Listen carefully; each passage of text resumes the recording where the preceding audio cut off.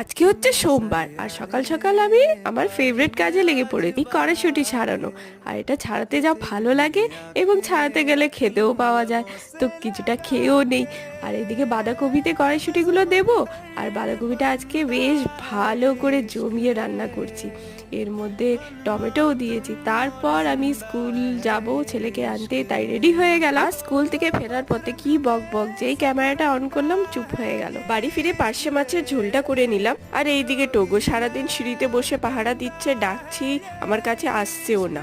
জানি না কেন এরকম করছে। ওপরে এসে দেখি এই ঘুঘু পাখিটা আমাকে ডাকছে। দুপুরে তো ঘুম নেই, তো তাই ভাবলাম কিছু কাজ করি। আর এখানে ছোট ছোট মানি প্লান্ট গুলো লাগিয়ে দিয়েছি, বড় হয়ে গেলে বেশ ভালো লাগবে। এই টাইম ফুল গুলো দারুণ লাগছে। বিকেলে পাস্তা করা হয়েছিল আর বিকেলে বোন এসেছিল, তো বোনের সাথে খাচ্ছিলাম।